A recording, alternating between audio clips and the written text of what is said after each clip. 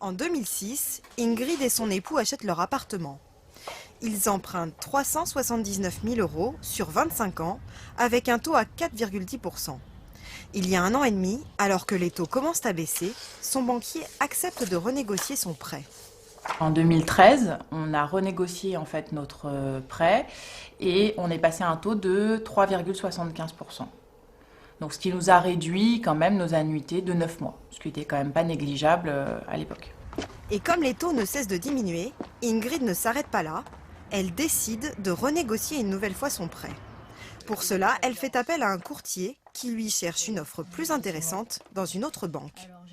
J'ai calculé à 2,15 qui est un taux un peu standard. Le but c'est bien évidemment de négocier au mieux en fonction ensuite de votre... On peut aller en deçà, bien sûr. Renégocier son crédit permet à l'emprunteur soit de diminuer ses mensualités, soit de raccourcir sa durée d'emprunt. Des demandes qui explosent depuis le début de l'année. Quasiment tous les prêts qui ont été souscrits ces 10 dernières années peuvent être renégociés. Pourquoi? Tout simplement parce qu'ils ont été souscrits à plus de 3,5 %.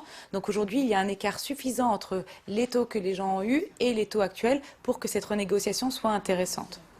Mais ce genre d'opération présente aussi des inconvénients, car il faut prendre en compte les frais liés au changement de banque. Parce que si vous quittez, il y aura l'indemnité de remboursement anticipé. Il y a les garanties qu'il faut changer, éteindre et renouveler. Il y a le transfert. Le plus souvent, les banques demandent une domiciliation non seulement des échéances, mais des salaires. Bref, c'est quand même un certain chambardement. Au final, moins de la moitié des clients qui renégocient leurs prêts franchissent le pas en quittant leur banque.